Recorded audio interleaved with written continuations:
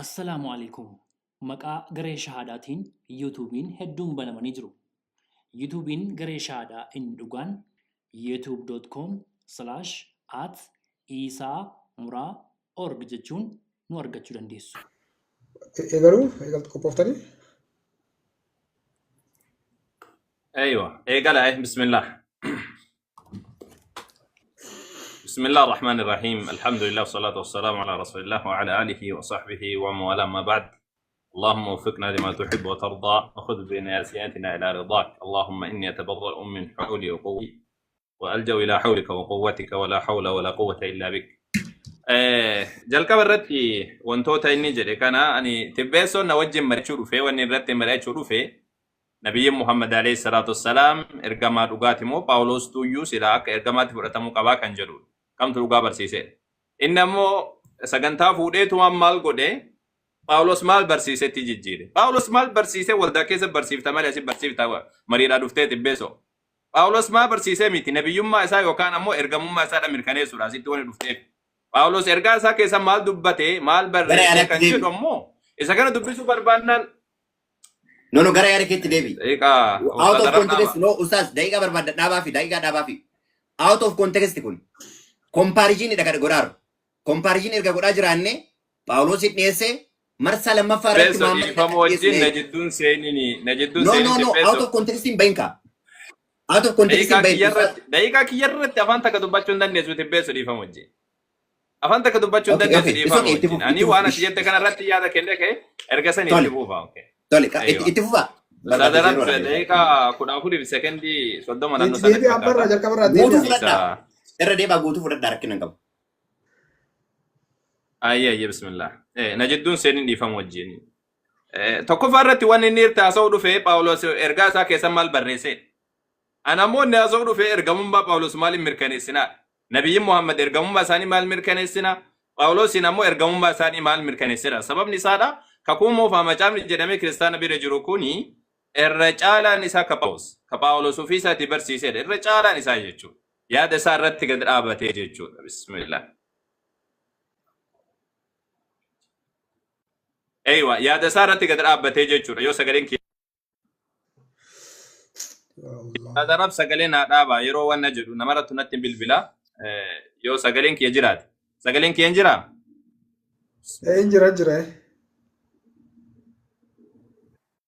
Jira. Okay, tamam. Hayyee. Tole. Eeywa. Sagalee daqiiqaan deemu jirti. Kan biraadha ammoo madaala kamirra dhaabbattee yaa tibbeessoo madaala kamirra dhaabbattee Phaawulos ergama rabbiitii jetti. Madaalli kan kee maalidha? Ergama isaa fuutee ergaa isaa keessa kana barsiisettee madaala tokko maletti Phaawulosiin ergama gooteetiin kaate moo? Macaafni kan kee madaala hin qabu madaala nabiyyiin tokko yookaan ammoo ergama jedhamee beekamu tokko ittiin beekamu. Tayyib kana lammaffaa. Kan biraadha ammoo jidduu kan keetiif si ati fakkeenyaatti kiristaanummaa barsiifta Phaawulos kiristaanummaa barsiisa siif isa jidduu maal garaagarummaan jira. Afraffaadha ammoo waan itti dubbatte keessa Roometti dhaladhee ani itti dhaladhee jedhee Phaawulos warra Roomaatti dubbate. Yesuus Phaawulosin sobe moo dhugaa dubbate bakka sanitti itti dhaladhee jedhe. Ati ammoo lammummaa qabaa jettan itti dhaladhee osoo jedhu namtichi kun hin bitadhee jennaan ani immoo itti dhaladhee jedhaan. Isa kana ammoo fiddee dirati lammummaa lama Phaawulos baga siif ta'e sunillee. Kan biraadha ammoo waan Yahawweeti. Yahawween seera uumamaa keessa jira jettee isa sana ammoo booda si gaafadha. Yahawween akkamitti akka seera uumamaa keessa dhaqe? Muusetti dubbatame maqaan Yahawwee jedhamu yeroo jalqabaatiif seera ba'uudhaaf boqonnaa 6 lakkoofsa 2 haga 3 dubbiste duraan Elohim jedhama Yahawwee maan jedhu Muusetti dubbatame. Akkamitti Abrahaamiin Yahawwee yer'ee jedheetiin dubbatee jettee inni kun mee sammuu kan kee keessa oofi kun haganuma irra caalaa ammoo booda itti deebina jechuudhaaf. Gama biraatiin ammoo gara wannaatti yoo deebi'e gara sagantaa kiyyaatti yoo deebi'e waan Phaawulos booda seensa lammaffaa irratti itti seena insha Allahu ta'ala. Bismillah. Jalqaba irratti bu'uura kaayetiin biraa dabraanii akka inni jedhe sanitti hin deemu. Sahih Bukhaarii hadiisa 4981 irratti nabiin Rabbiidha alayhi salaatu wassalaam akkana jedhan. Nabiyyiin tokkolleen waan fakkaataa isaa irratti namni amanu kennamu malee nafuu jedhan. Ana ammoo waan kenname waxyan awhaahu Allahu ilayya beeksisa Rabbiin gara kiyyatti beeksisa godhe Kanaafuu ani ni hawwaa irra caalaa isaanii dhagama hordofaatiin irra caalaa isaanii ta'u hawwaa jedhan akkuma nabi rabbi alayhi salaam jedhan nabiyyoota hundarra nabi rabbi alayhi salaam irra caalaa hordofaa asitti waan ibsuu barbaade rabbiin nabiyyi kamiyyuu waa kennu malee nafu waan irratti namni amanuu danda'u wayidha kennuufi malee nafu jechuudha. Phaawulos sammuu maal qaba yoo jenne sitti deebina. Amma sammuu Yesuus Kiristoos wagguu dubbatu kanarratti Yesuus deebisee ani isinitti meera isinmoo hin amantan hojiin ani maqaa abbaa kootiitiin hojjedhu hundinuu anaaf dhugaa hin ba'u jedha. Kun ammoo Yohaannis meeqarra jira? Yohaannis boqonnaa 10:25 irra jira. Hojiin ani maqaa abbaa kootiitiin hojjedhu anaaf dhugaa hin ba'u jechuun hojii wayiidha akka Rabbi itti kenne qaba jechuudha. Ka dhugaa isaaf ba'u. Nam tokko dhugaa waan isaaf ba'u malee lafaa ka'eetiin akkanumatti hordofaa jedhe hin ta'atu jechuudha. Amma suuraa 9 irratti Rabbiin subhaanahu wa ta'aala ayata 16 irratti قل لو شاء الله ما تلوت عليكم ولا أدراكم بفقد لبست فيكم عمرا جد يا محمد أن سنكيس تريتين جرى عمرا من قبله جتشون زمن سنكيس تري جرى نبيك تنجدي تومتا كان دبت وجر قالوا سنمو أباني ساينيو أكاكيو نساينيو أتم زريبين ياميران دالت جرى دبته أينيو تسبيك أكا زريبين يامير تي نما يسبيك ويداك أبدا نم زري سبيك ويداك أبدا لهم أكاتيتو ما كان دبته إني فكينيا بدوفيتين أني أنا أمار يو سنجري تنجري نما ويدا نما رجال سيب نابا ويدا يرجعين لفما كه باولوس يهودي أكنا جت دبّة شدن دس إنيو ترجع باب إنيو تسني كباولوس يندوران كجرو إساسا اللي تدي بنا جتشو كمبرا أمو أسيكنا ماتوس بقولنا تربلا كوسا كده جارتي إجا واي راجو تصوب دورا دبّة جتشو يسوع كريستوس راجو تصوب دورا فيجات أجري إسان هولا فكّا شو رابرو هولا وفتني جرا كيساني دوفو كيس إساني تين جرو يجيبو تتني راجل رارو هولا وفتني جتشون براتو تيسوس فكّاتني جتشو براتو تيسوس فكّاتني دوفو جتشو هولا جتشون بكتني مي براتو تيسوس تو هولا جدام رارو هولا وفتني جتشون براتو تيسوس فكّاتني ورّدوفن ورّكزي ساني را جدّا جد يسوع كريستوس إني إجاوجي ساني تيساني بكتو إجاويني بالا ورانتتي هربوس كسروت تيشرون دندس سوريجر إن دندس سنجتشون كنافو ماسي hujii isaatiin illee nama nabiyyi tokko beekuu dandeessan jechuudha. Kan biraadha ammoo seera keessa deebii boqonnaa 18 lakkoofsa 20 irraa yoo kaafne dubbifne raajiin otoo ani dubbachuudhaaf isin abboomin dubbii tokko maqaa kootii waan dubbatu kan fakkeessu yookiin maqaa waaqayyoolee warra kaanittiin kan dubbatu haa ajjeefamu jedhe waaqayyo. Tokko faaresa kana haa ajjeefamu jedhe murtiin kun tokko. Isin ammoo garaa keessanitti dubbii isa waaqayyo hin dubbatin sana attamitti beekuu dandeenya yoo jettan raajiin tokko maqaa waaqayyootiin erga dubbatee booddee dubbichi yoo raawwatamu yookiis dhugaa ta'uu dhabaate dubbichi isa waaqayyo hin dubbatinidha jedha. Dubbichi amma asitti wanni tokko wanni gad dhaabatan maalidha? Namtichi sun waa sadii amma sikka kenna. Tokkoffaadha hujii ragaa isaa boo qabaachuu qaba. Lammaffaadha ammoo hujii gaarii yookaan ammoo barsiisa gaarii dabarsuudha qaba. Sadaffaadha ammoo raajii dubbate wayiidha yoo qabaate namtichi sun mirkanaa'uu qaba raajiin dubbate sun jechuudha. Yoo raajiin sun hin dubbatin ammoo namtichi sun kijibaadha. Bu'uura kanneen sadii irra dhaabbannee itti ceenu amma. Bu'uura sadiin kanneen irra dhaabbannee itti ceenu. Kaafuraffaadha ammoo namtichi sun beekamuu qaba. Namtichi sun yoo beekamin nabiyyi dhugaatii dhiisi miti nama dhugaatii yoo ta'uu hin danda'u. Isa kanarra bu'uura kanarra dhaabbannee waa'ee nabiyyi Muhammad alayhi salatu wassalam deemnaa jechuudha. Nabi Rabbi alayhi salatu wassalam ergamuu isaaniitiin dura akkam jiran kan jedhu daqineetiin ilaala tokko tokkoon. Fakkeenyaaf amma hadiisni kun hadiisa mustadrak keessa jiru. Mustadrak keessa jiru 1704 irra jira. Maal jedha sitti? Wakaanuu yusammuunahu fil jaahiliyyati al-amiin. Nabiyyi Muhammadin alayhi salatu wassalam gaafa usuun ergamin dura usuun Nabi Muhammadin ergamin dura iyyuu al-amiin jedhaniitii yaamanii jedha. Al-amiin jechuun duuba nama amanamaa jechuudha. Gosa isaanii keessatti nama amanamaa jedhamee beekamuudha Nabi Muhammad alayhi salatu wassalam. Dabalataanii asitti arguu jirtan ammas ammoo ابن كثير رحمه الله تعالى البداية والنهاية كيست أكسم الله بزاري اللي باسي جرا حديث كان في ديتين جرا وديسي جرا حديث كوم سدي في سقلتم جا كيستي مال جريتين دبتا بهيرة الراحب كان جرم قاف أبو طالب نقدر أف بيتين جرا قاف نبي محمد عليه الصلاة والسلام يجول له وقاكو الألمادا قاف سن مجا كان قبتين جرا نمتيج بهيرة جرا مسون أرجو جرتنيمي فلما أشرفوا على الراهب كجرو كان نمتيج كنا ما كريستانا قالوا كأما صداوا كتوكو ما بقى سلطاني نما رب سبحانه وتعالى قبرون مكان سبهيرة جرميت دبتم مال جريت دبته نبي ربي عليه الصلاة والسلام حركة جدا فقال هذا سيد العالمين كن قوتا علم هنداتي جريجر هذا رسول رب العالمين ارجما ربي علم توتاتي جد بعثه الله رحمة للعالمين الله سبحانه وتعالى رحمة قدي عالم في سرجيجر ربي سبحانه وتعالى كان مركنيسيتين جرا ارجسني مآلين بيك تاج جراني قافتني جنان فقال إنكم هنا أشرفتم من العقبة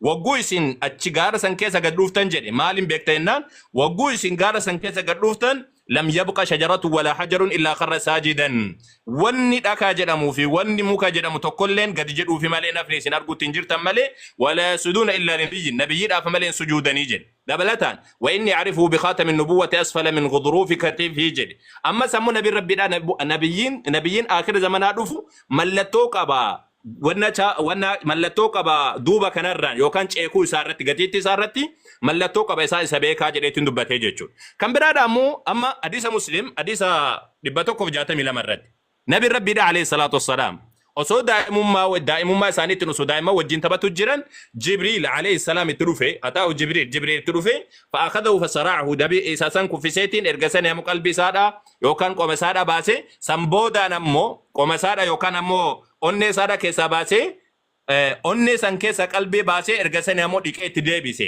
dhiqee waan tokko keessa mureetiin itti deebise maal jedheen hadda shaaddu shayxaani min kuni qooda shayxaani si keessaa qabu jedheen qooda shayxaani si keessaa qabu jedheen gaafa san ijoolleen fiigaatiin dhufanii haadhatti dhufan yookaan haadha guddiftu san dhufanii Muhammad ajjeefameedhaatiin dhufanii jedha Anas ibn Malik radiyallahu ta'ala maal jedha wa kuntu ara athara dhalika al-makhit fi sadrihi jedha faana hodhaa saniidha haga maatu jedha haga nabi rabbiidha sallallahu manguddoo man kanaahu ani faana hodhaa saniidha qoma isaa keessatti argaa jedheetiin dubbataa jechuudha. Ammas nabi Muhammad alayhi salatu wasalam hadiisa muslim kuma lamaaf dhibba lamaa fi 77 inni la aarifu hajaran bimakkata kaana yusallimu alayya qabla an ub'atha inni la aarifu al'aan dhakaa wahiidha osoo an in ergamin dura makkatti ka salaama naan jedhu beekaa jedha nabi rabbiidha sallallahu alayhi wasallam salaama naan jedhu. Tayyib nabi Muhammad qofatu akkas jedhe laa نبي محمد قفامتي نبي محمد قفامتي بكدا أسيت علي بن أبي طالب المبرة سانيتي السلسلة الصحيحة كيست اللي جرى أما سمو معجم الأوسط كيست طبراني باسيتين جرى مال جرى علي بن أبي طالب خرجت مع النبي صلى الله عليه وسلم نبي ربي وجه به نبي ربي عليه السلام دكاف مكرر الردفو دكاف مكنس السلام عليك يا رسول الله جد ملينا فوجرت دبتها ani gurrakiyyaan dhagee jedheetti namni kun dubbataa jechuudha. Kan biraadha nabi rabbiidha alayhi salaatu wassalaam duraan maaliin beekan gosti isaanii yoo jenneetti ilaalle fakkeenyaaf hadiisa Bukhaarii hadiisa torbaffaa arguu jirtanii Abu Sufyaan Hiraqla wajjin wal qunnameetiin jira. Hiraqla jechuun mootii zamana sanii kan warra Roomaati. Inni sun nabi Muhammadii kana akkamitti akka beekan akkamitti waan inni itti yaamu kana gaafachuudhaaf jecha Abu Sufyaan diina nabiyyi Muhammad alayhi salaatu wassalaam yaameetiin ture. Maal jedheen keefa nasabuu fiikum mee zariin isaa akkam jennaa huwa fiina duu nasab inni zariin isaadha bareeda jedheen Abu Sufyaan diina nabi Muhammad Hiraqla mootii warra Roomaat gaafateeni ture nama zariin isaa beekamtuu jedhe nabi Muhammad abbaa isaanii akaakayyuu isaanii haadha isaanii zarii haadha isaanii hunda isaadha kan beekamudha akka Paawuloosii miti yaa tibbeessu akka Paawuloosii miti laa akka Paawuloosii miti wallah akka Paawuloosii miti erga sani maal jedheen akka maal jedheen Hiraqla jechuudha faal kuntum tattahimuuna bil kadhib qabla yaqula ma qaal osoo nabi Muhammadin kun osoo waan amma jedhu kan osoo jedhin dura kijibaan isa beektini jennaan qaala laa lakki takka kijibeen beeku jedhe nama ganaa hoo jennaan ganiin sanoo isa beektini jennaan qultu laa lakki inni nama ganeetiin hin beeku jedheetiin dubbadhee jedha si galtee maalitti sin ajajoo maadha ya'murukum maalitti sin ajajoo jennaan قال اعبدوا الله رب جبرا الله جبرا ننجدا اساتي وامكنا ننجدا وانا بوني كيسن اسنين جتو سن ديسان ننجدا اكسم الله صلاه تنو اججا زكاه تنو اججا قبينيا كيسن بافدا ننجدا دغا دبدا ننجدا اف با سغاغلو مر فغادا ننجدا انا انت كيسن تفدا جديتين نتدبتا جديتين دبتا ارجو جيرتنا كاتا نجرين غابا كان نمتي كون دين نبي محمد عليه الصلاه والسلام حديث صحيح بخاري حديث كما افريد بتربا في تربا تمرت مال جدا asitti gosa isaaniidhaan nabi Muhammad alayhi salaatu wassalaam gorsuudhaaf gabbaan ummata isaanii walitti qabaniitiin gaafatan yaa ummata kiyya jaaniin yoo ani waan tokko isinitti meetiin jiran dhugoomsitanii jennaan qaalu na'am ni dhugoomsina maa jarrabna alayka illaa sidqaa dhugaa dubbatu kan kee malee takkas irratti waan biraa argine hin beeknu jaan takkas kijibdu si argine hin beeknu jaaniitiin dubbatan kanaafuu nabi rabbi alayhi salaam akkaataa isaan itti ergamanii akkaataan duraan isaa ittiin beekaman isa kanaadha dura osoo hin ergamin dura wantoonni isaan qaban isa kanaadha jechuudha nabi Muhammad alayhi salaatu wassalaam isa kanaadha jechuudha kan biraadha ammoo nabi Muhammad alayhi salaatu wassalaam duraan namoonni eeggachaa turani eeggachaatiin turan fakkeenyaaf amma suurat al-baqara yookaan suura lammaffaa 89 warri yahudotaadha akka nabi Muhammadin alayhi salaatu wassalaam eeggachaa turan ni dubbata rabbiin subhaanahu wa ta'ala nabi Muhammadin akka eeggachaa turan sababa nabi Muhammadin eeggachuutiif jecha biyya isaanii irraa buqqaanii ka'aniiti Madiinatti galanii maal jedha sirriitti ilaala asitti kunoo maal jedha Jama'aan ansaara irraa ta'an akkana jedhan yookaan ammoo maanguddoonni warra ansaaraadha warri Madiinaadha jechuudha. Madiinaa jechuun bakka Nabi Muhammad itti wanna jedhan jechuudha. Kun akka da'aloonaa dahran fil jaahiliyyaa zamana jaahiliyyaa keessa isaan jifannee ture Yahudoota. Nuti yeroo sanii warra shirkii dalaguu warra waaqa tolfama waaqessu isaa warra kitaabaati. Fakkaanu yaquuluun isaan ni jedhan inna nabiyyan min al-anbiyaa. Nabiyyiin nabiyyoota irraa ta'e tokko asitti ergama. Nuti isa hordofna zamanni isaadhaa dhiyaateetiin jira. Isa wajjiin akka warra caadiitiif iramiidhaa sanii isin ajjeefnaa jedhanii Yahudoonni dubbachaa turanii jedheetiin dubbataa jechuudha. Waan kanaan wal qabatee akka biyya Madiinaa keessa nabiyyiin ergamu. Yahudoonni dhuguma eeggatan dhuguma eeggatan. Fakkeenyaaf Abbaaqoom raajichaadhaa sirriitti ilaala. Macaafa isaanii keessa iyyuu jira. Waaqni teemaan irraa inni qulqulluun tulluu paaraan irraa tulluu paaraanitti dhufee jedha. Teemaan eessadha? Teemaan eessa? Feen teemaan?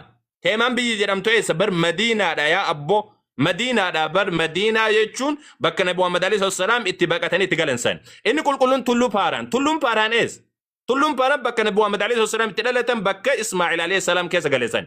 Ulfinni isaa samiiwwan haguugee galanni isaas lafa guutee jedha. Waaqayyo dhufe jechuun Rabbiin ofii isaatti dhufaa sun taane ajajni Rabbiidha dandeetti Rabbiidha. Gaafa dhufu kan ammoo akka waan biraadha sitti hin fakkaanne lafa raasa. Inni dhaabbatee lafa raasee jedha. Ilaalee akka saboonni hollatan godhee jedha. Tulluuwwan durii ni burkutaa'anii jedha. Warri duraan jalline dalagan guutuun ni burkutaa'an. Warri dhara dalagan wantoonni garagaraadha jechuudha. Dabalataan seera keessa deebii boqonnaa 31 lakkoofsa lamarraa biyya Arabaa keessa akka nabiyyiin dhufuuf deemu duruma dubbate nabiyya Muusaa alayhi salaam. Waaqayyo tulluu Siin irraa dhufe isaan irratti Se'iir irraa akka aduu ganamaatti ba'e tulluu paaraan irraa isaan eebbisee jedha. Tulluun paaraan eessa? Feen tulluu paaraan?